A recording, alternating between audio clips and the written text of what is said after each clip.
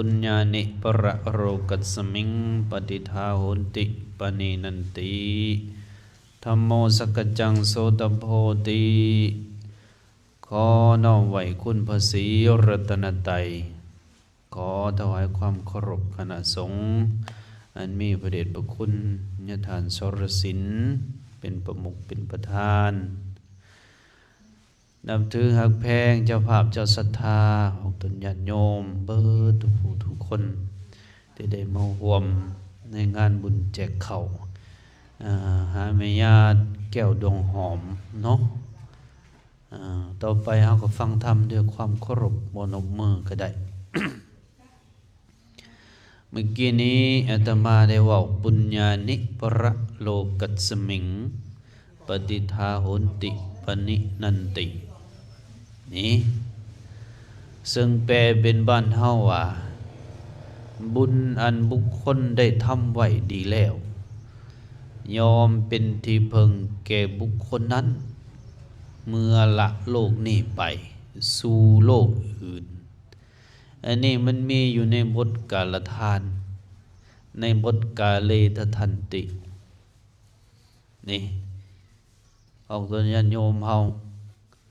อันนี้ถ้าเฮาพิจารณาตื่นๆออกตัวญาติโยมเฮาก็จะบ่ค่อยเห็นความสำคัญปานใดแต่ถ้าเฮาพิจารณาเลิกๆบุญนี่สำคัญดีๆเอาลองคิดลองพิจารณาเบิ่งอีหยังที่จะติดตามตัวเฮาไปยามเฮาล้มหายตายจากเฮือนทรัพย์สมบัติเงินคำกำแก้วลูกหลานบ่ได้มีหยังจักดีเห็นดีได้ครับตนญาติโยมเฮาเฮือนซานบ้านซองงัวควายหมูหมาเป็ดไก่เงินคำสิมีเป็นตื้อเป็นโกดก็สร้างแต่ว่าที่เว้ามานี้บ่แม่นว่าสิ่งเหล่านี้บ่มีความสำคัญใดบ่แม่นว่าลูกบ่แม่นว่าหลานบ่แม่นเฮือนซานบ้านซองเฮือกสวนไหนานี้บ่มีความสำคัญ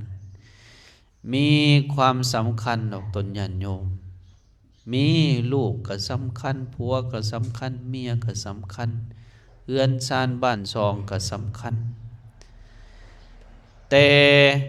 จะสำคัญก็ต่อเมื่อเฮานำสิ่งเหล่านี้เฮานำสิ่งเหล่านี้เปลี่ยนสิ่งเหล่านี้ให้เป็นบุญเป็นกุศลตื่มนี่มีเงินมีคำมีเฮือนมีชานมีทรัพย์สมบัติเฮาผัดบ่ได้เปลี่ยนสิ่งเหล่านี้มาเป็นบุญนำตื่มจักดิมีแต่กินมีแต่ลิ้นมีแต่ใส่มีแต่จ่ายลิ้นเที่ยวอย่างเดียวตายไปแล้วก็เบิดได้ของตัวญาติโยมเฮาตายไปแล้วก็แล้วเอาไปนำบ่ได้จักดีพระพุทธเจ้าว่าถ้าผู้ใดเปลี่ยนทรัพย์สมบัติที่เป็นภายนอกของภายนอกที่เป็นอมิตรสมบัติให้เป็นอริยสมบัตินี่เปลี่ยนเป็นอริยสมบัติจังใดเปลี่ยนให้มีศรัทธามีลูกมีหลานมีพ่อมีแม่ก็เปลี่ยนกับเจ้าให้เป็นผู้มีศรัทธาเชื่อในบาปในบุญนี่เชื่อในบาปในบุญเชื่อในคุณความดีเชื่อในบุญกุศลตัวนั่นแหละจะเป็นทรัพย์ที่ติดตามกับเจ้าไปมีเงินมีคำนอกจากใช้จ่ายหาอยู่หากินแล้วส่วนหนึ่งก็เอาไปเปลี่ยนมันให้เป็นอริยทรัพย์ด้วยการให้ทานด้วยการบริจาคมีจาคะอันนั้นแหละจะเป็นส่วนที่ติดตามเข้าไปตัวใดที่กินลงท้องกินเข้าไปทั้งปากลงไปหัวท้อง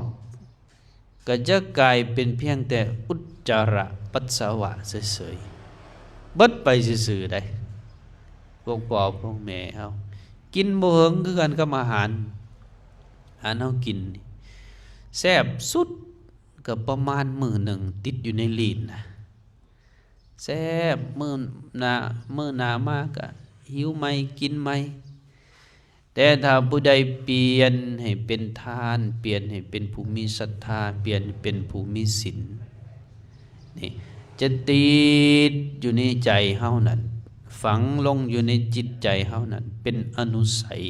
ที่เป็นบุญกุศลตัวนี้จะติดสอยหอยตามเฮาไปพบใดชาติใดก็ทราบนี่ยังแม่แก้วดวงหอมนี่เนาะแม่เสียงเด็กเนาะ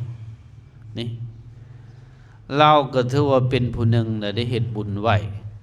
แต่ว่ามื้อเพิ่นเสียน่ะก็ผัดอยู่บ้านก็เสียคือกันก็เลยบ่ได้มามื้อทรงสการนี่อันน่ะเราก็เป็นผู้หนึ่งค้ำพาบาแบกวัดเขาวัดเขาว่าบ่แม่นแต่วัดบ่มาวัดอื่นๆได้สร้างนำทำบุญอันนี้เราก็คิดเห็นตัวนี้ล่ะสรีระร่างกายบ่เฮิงบ่นานก็แตกสลายไปแต่ถ้าเฮาเปลี่ยนสรีระร่างกายที่เฮา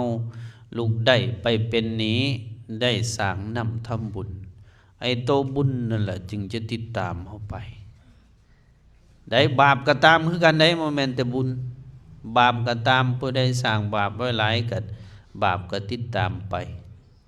นี่พระพุทธเจ้าเพิ่นจึงว่าปุญญานิปรโลกัสสมิงปฏิทาโหนติปานินันตินี่ผู้ใดคิดเห็นความตายอยู่มอคิดเห็นทรัพย์สมบัติที่จะพินาศไปเฮาจะรักษาไว้ดีปานใดก็ตามทรัพย์สมบัตินะญาติโยมเงินในธนาคารก็ดีเงินในบัญชีก็ตามนะเฮาจะรักษาดีปานใดก็ตามสุดท้ายก็ค่อยเบิดไปถ้ามันบ่เบิดไปก็เฮานี่ล่ะจะลาจากมันไปเหลือไว้แต่เงินแต่คำเหล่านั้นไว้แก่โลกนี่แต่ถ้าเฮาฮู้จักเปลี่ยนสิ่งเหล่านั้นว่าเป็นบุญเป็นกุศลแน่ก็จะเฮ็ดให้เฮานั้นมีทรัพย์ที่จะติดโตไปนี่เปลี่ยนได้ทั้งเบิดได้พวกพ่อพวกแม่เฮาเปลี่ยนชีวิตอัตภาพห่างกาย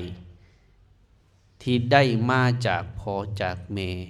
ที่เป็นเนื้อหนังมังสานี่เปลี่ยนให้เป็นบุญเป็นกุศลได้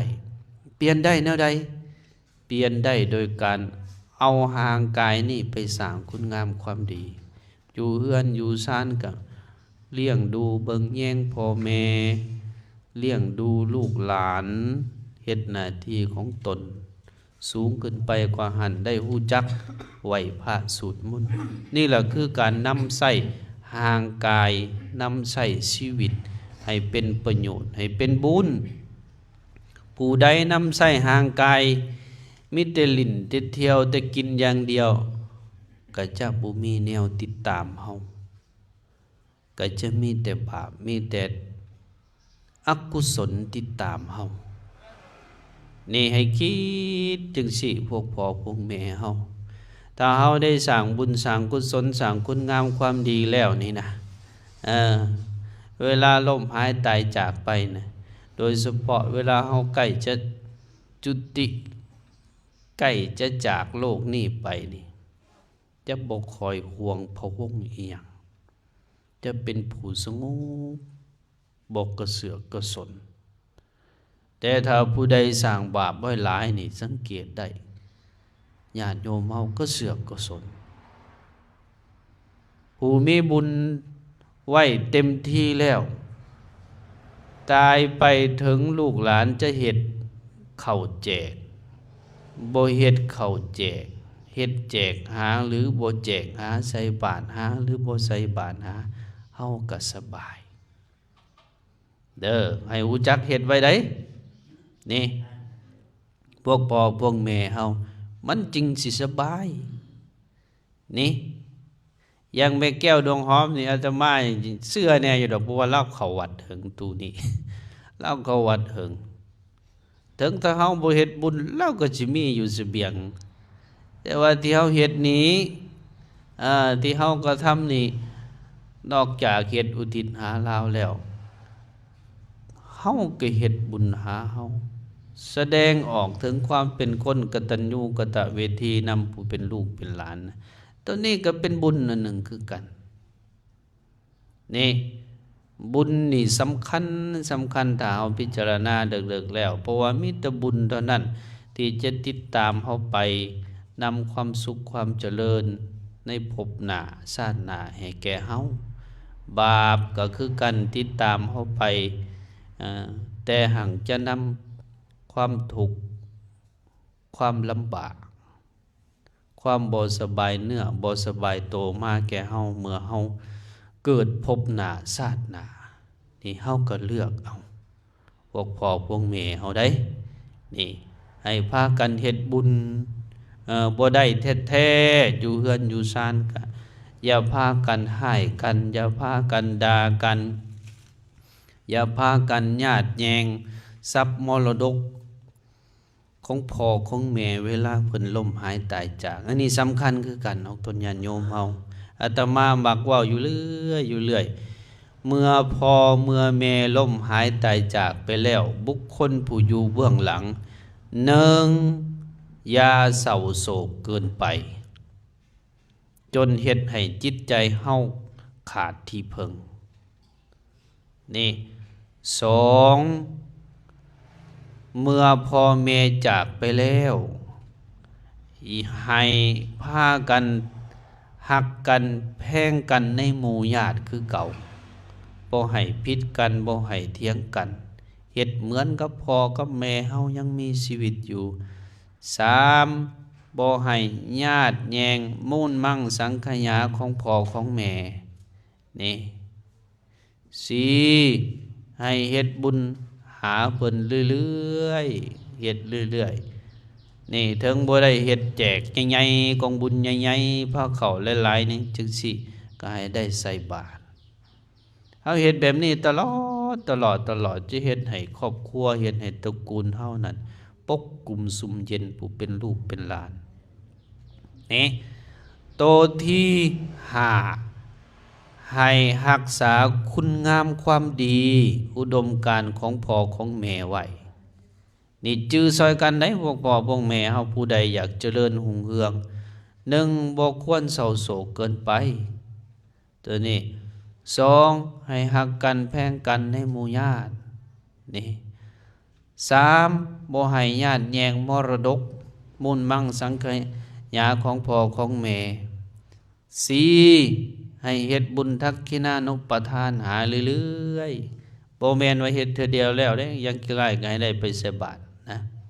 นี่ให้ได้ใส่บาตรได้ไหว้พระแผ่เมตตาหาเพิ่นเรื่อยๆหารักษาคุณงามความดีของเพิ่นแนวคิดคำสั่งเสียคำสั่งสอนของเพิ่นที่เพิ่นปะไว้เพิ่นบอกไว้ลูกเอ้ยแม่ตายไปแล้วให้ลูกหักกันแพงกันให้สามัคคีกันเด้อนี่ถ้าเฮาเฮ็ดได้นะตระกูลนั้นครอบครัวนั้นเจริญนี่อย่างครอบครัวของแม่แก้วดวงหอมนี่ก็คือกันนี่นะเราสั่งเสียพี่สังไว้เราบอกสอนพี่สังไว้ตั้งแต่เรายังมีชีวิตอยู่แล้วเฮาบ่ปะบ่ทิ่มรักษาไว้อันนั้นล่ะคือการเฮ็ดบุญเฮ็ดดีอันหนึ่งคือกัน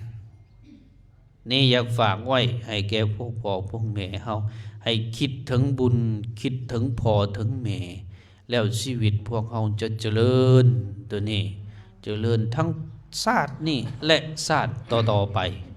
อันนี้ฝากไว้เป็นข้อคิดเนาะเอาละน้ออาตมาภาพได้กล่าวสิ่งละอันพันละน้อยก็สมควรแก่เวลาได้สุดนี้ก็ขออ้างเอาคุณพระศรีรัตนตรัยคุณศีลคุณธรรมคุณงามความดีทั้งหลายจงมาปกป้องคุ้มครองพวกเฮาให้อยู่ดีมีแห้งสุขภาพเข้มแข็งให้ทุกข์ให้โศกให้โรคให้ภัยหังกังกุงหุงเฮืองหาอยู่หากินก็ให้ขึ้นให้เกินด้วยบุญกุศลนี้ที่เฮาได้เฮ็ดได้กระทำมาแล้วก็ขอให้เป็นเดชะเป็นตบะมาปกป้องคุ้มครองพวกเฮาแล้วก็ขอให้ฮอดถึงดวงจิตดวงวิญญาณของแม่แก้วดวงหอมถ้าเพิ่นตกทุกข์ก็ขอให้พ้นจากทุกข์หากมีสุขก็ขอให้สุขยิ่งๆขึ้นไปตลอดกาลนานเทอญ